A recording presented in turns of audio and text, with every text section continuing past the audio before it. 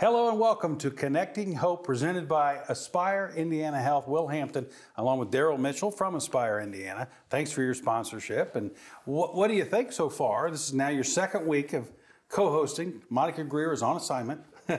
I'm enjoying this. Good for you. Yeah, you're a natural at it. When are we going to take this thing on the road? Yeah, exactly. Overall, I think what we're trying to do with this show is exactly like the title says, connect hope and find people help. Absolutely. It's hard to know if it's working, but it feels like there is a buzz in the community, that, and you know this for a fact, is that so many people, the stigma of talking about this is something people sort of shy away from. We're not shy here on this show. Well, you have to give voice to this issue. Whenever there's people that are discussing this and describing their experience and reflecting success, that gives people hope. So this is fantastic. I've heard nothing but great things from not only people that are in the recovery community, but from the community at large. We talked last week with Mark Harebrant, County Commissioner of Hamilton County.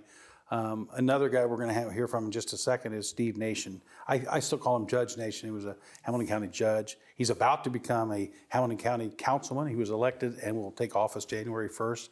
If there's an elected official in maybe the state of Indiana, maybe throughout the Midwest, that just gets it when it comes to substance abuse and how to try to find treatment, I think it's Judge Nation, don't you? Oh, I'd agree. It's interesting. We were talking about he and Commissioner Harebrant together. I think it's a 1-2 punch.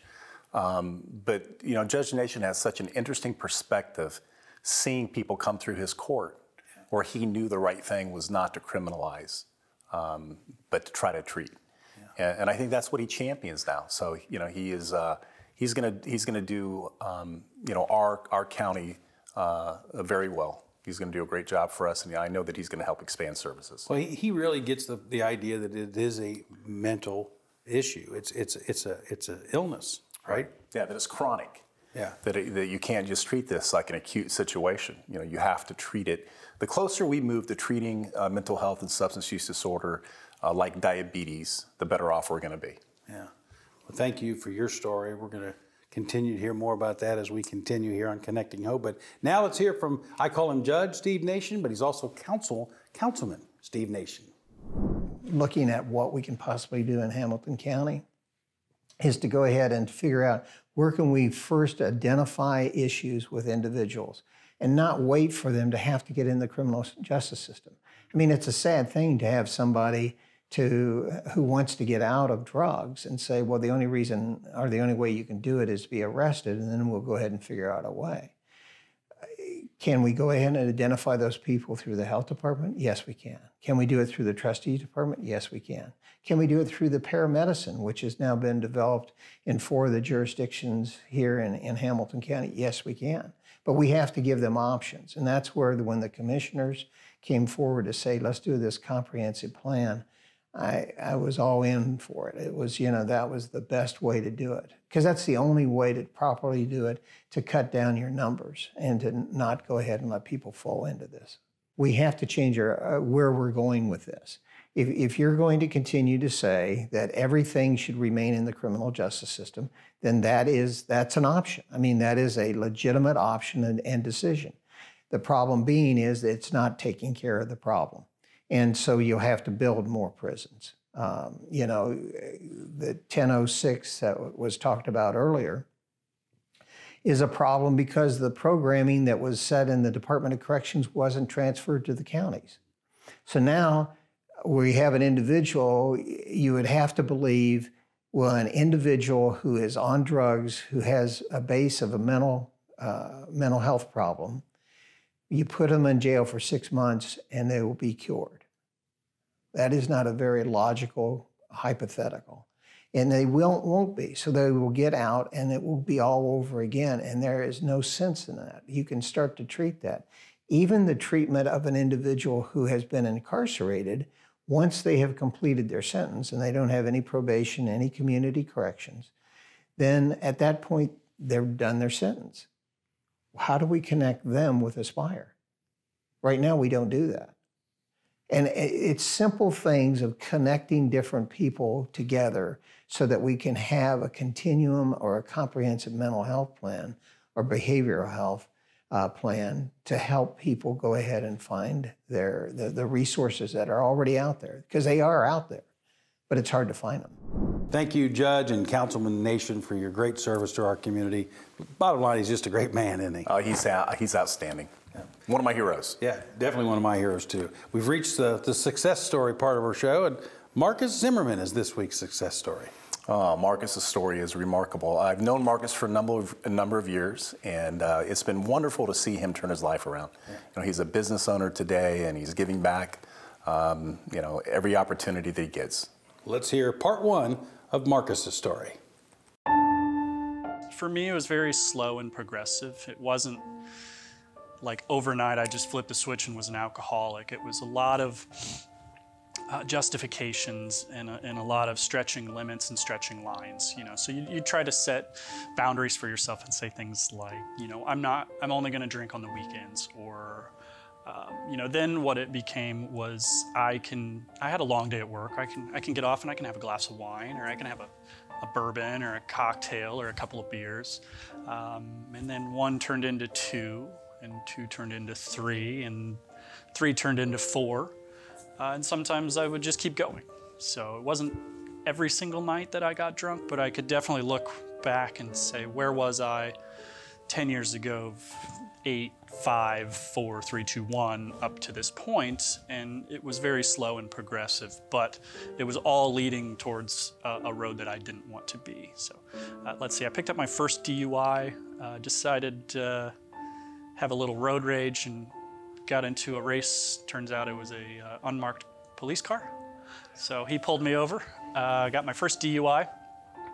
Second one was about 6 or 7 years later in Hamilton County, and that was really that was my catalyst. I had already kind of been thinking I was drinking too much. I was starting to curb my drinking, or attempting to, but the longest I'd ever been able to put together without actually working a program was about 26 days, and it was just being abstinent, but there was no program involved. So I'd gone out for a girlfriend of mine's birthday, and rest was history. I had 2 people in my car with me. I got pulled over. I was speeding. I flew into my neighborhood, probably doing about 55 miles an hour. Policeman pulled me over. I blew a .23, so, you know, I was almost 3 times the legal limit, and that was it. I went to jail, and the only thing I could think about was my friends that were in my car with me. One of them had a little girl, and the only thing I could think about was, what if that would have ended differently? Thank you, Marcus. Thank you for telling and sharing your story. That's what amazes me, Daryl. These guys, they're willing to open up and help people. You know, one of the things that I think occurs is when you get on the other side of recovery, because your life has changed, you're willing and you're eager to share hope with other people. Yeah. We're going to hear part 2 later in the show. But next, Michelle Carrero, her story, and the O'Connor House, when Connecting Hope continues.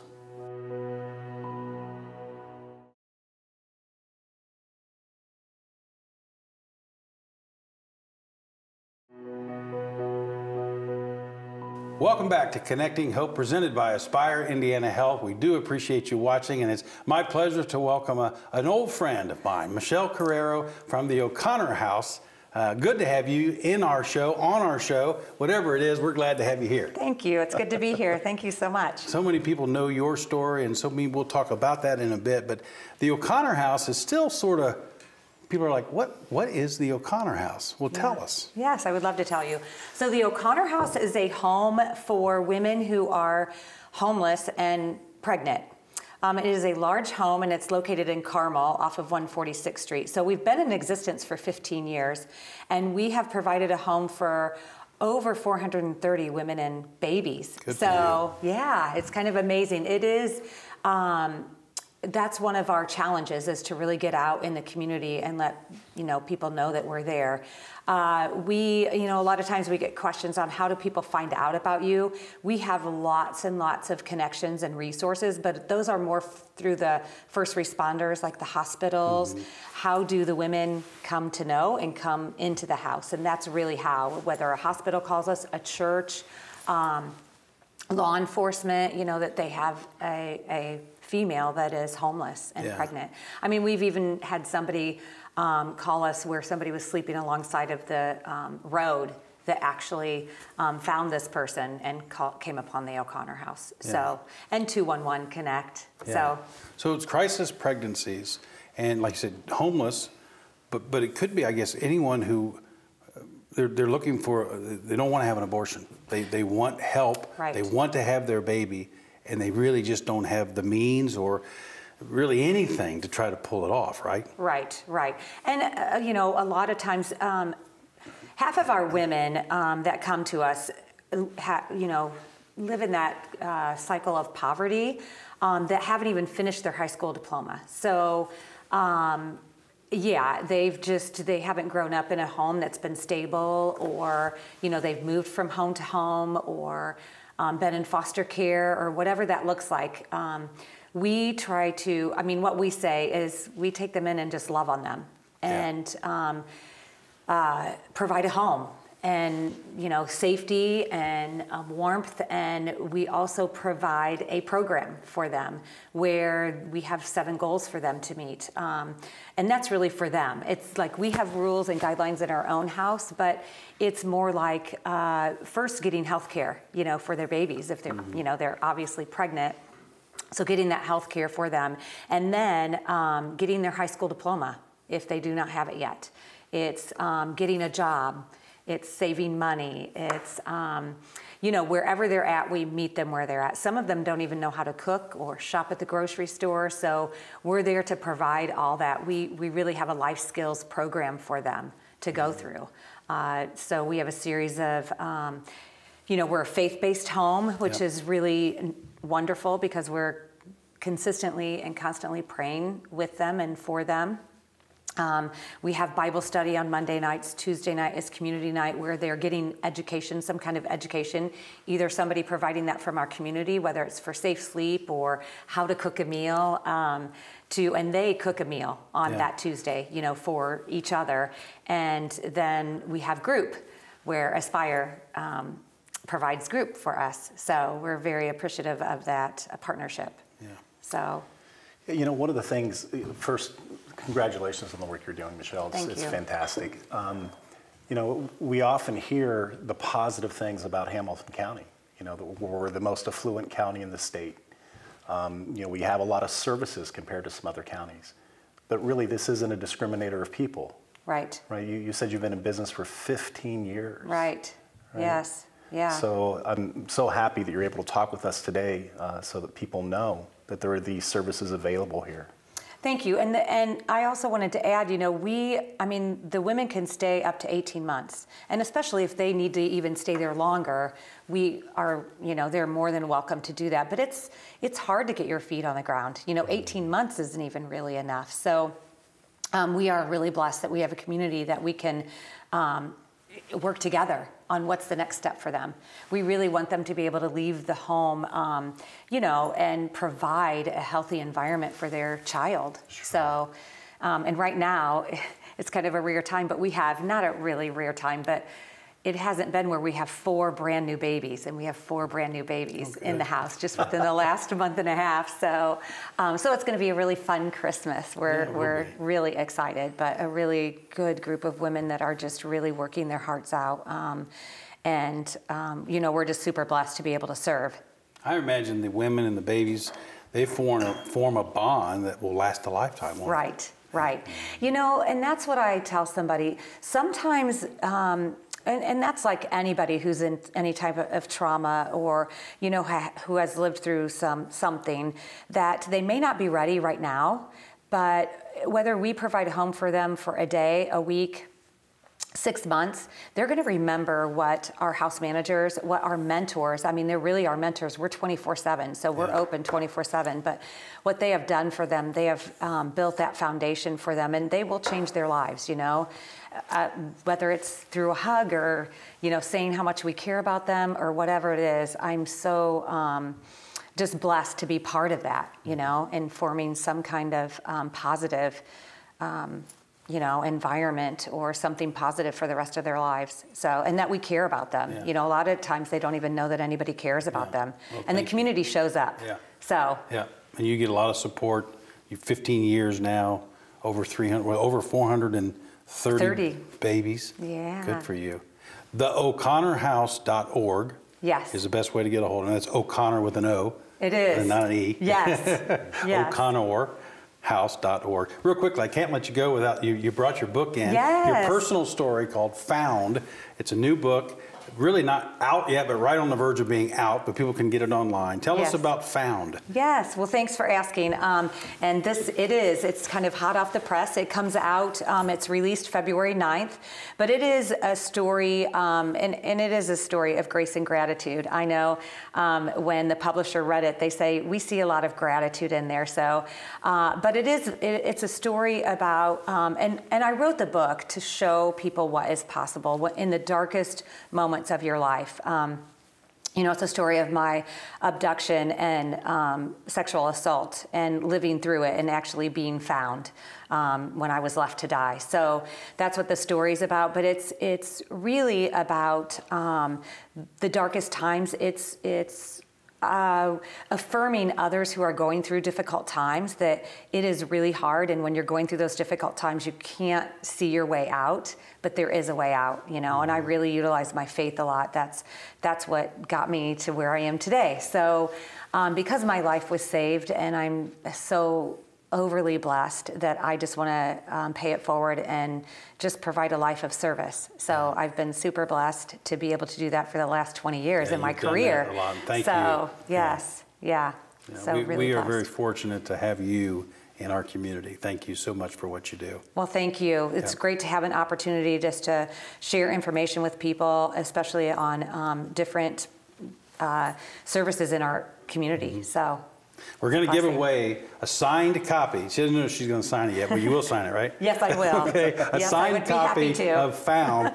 The first email to Monica Greer's email, monica.greer@hamiltoncounty.in.gov. The first one to send an email to Monica that says, I want the book, you're going to get it. Michelle, thank you. Awesome. Thank you so much to both of you. I appreciate it. We're taking a break. We're back with more Connecting Hope right after this.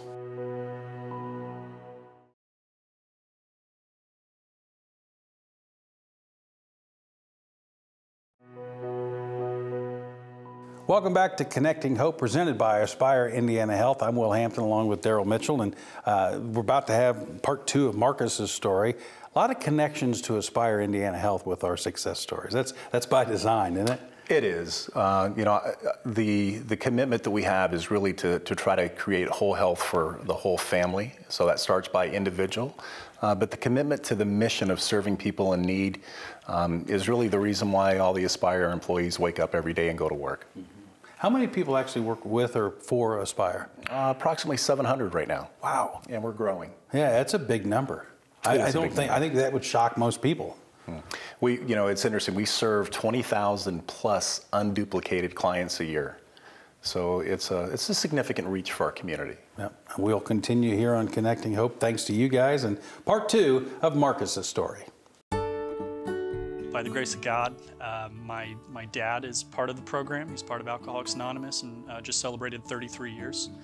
So I picked up the phone and I called him and I told him I needed help, and he told me what to do and where to go. So I was able to get into a meeting, and then I just kept going back. I just listened for the first time in my life, and I did what they told me to do. And they said, keep coming back, it works if you work it. And I stuck to that, and I just kept going back until it got a little easier, until I started learning. And then having a great sponsor obviously is a key part of making this program work. But at the same time, you have to be willing and prepared to do the work yourself. Nobody's going to do it for you. Luckily, my sponsor threatened to fire me a few times and kicked my butt into gear, and I was able to get through the steps. Along the way, had a lot of great success stories. I got really humbled. I learned that my problems were pretty insignificant compared to a lot of people. And I helped a few alcoholics along the way, took a few people into my home, got them back on their feet. As far as where I am today, I live in a great life. I went from being in kind of a miserable restaurant job that I In essence, I hated it in the long run. I had no family life. I had no friends. I was just a slave to working at the restaurant. Weekends, holidays, you name it, nights. Now I own a carpet cleaning company and a property management company. And I've been able to do that over the course. I'm 6.5 years sober, and over the last 3 years, I've made the switch into entrepreneurship, and it's been super beneficial for me. Our hope and our goal is to eventually purchase more properties and maybe purchase a larger property and have a recovery center for men.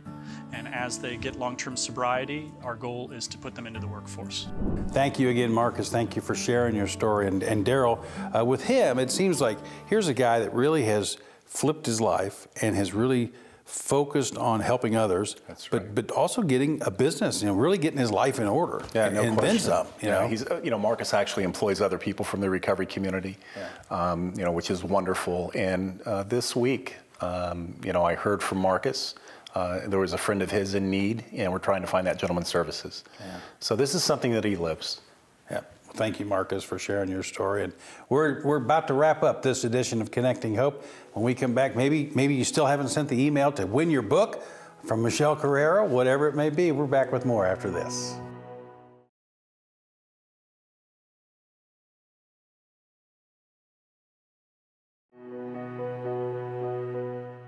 Connecting Hope, presented by Aspire Indiana Health, Will Hampton, along with Daryl Mitchell. And earlier in the show, we had Michelle Carrera. I hope someone has already won her book, but what an incredible story, and really a life of service. I mean, she had a horrible thing happen to her, and she's turned it around to help others the rest of her life, pretty much. Yeah, well, she was sharing her gratitude, and her willingness to be of service for 20 years. Yeah. Gratitude is a word of action, and I think Michelle, personifies that. Really a remarkable story. It's amazing what God will do with tragedy. Yeah, exactly. And again, thank you for your sponsorship of this show and for Aspire Indiana. You guys do such great work. Thank you for all you guys were doing. You just keep doing it. Thank you very much. Yeah, thank you so much for saying that. It's I work with some of the best colleagues that you could ask for. So really happy and proud of the work that we're doing. Yeah. Thank you for being our co-host again this time, and we do appreciate you for watching Connecting Hope.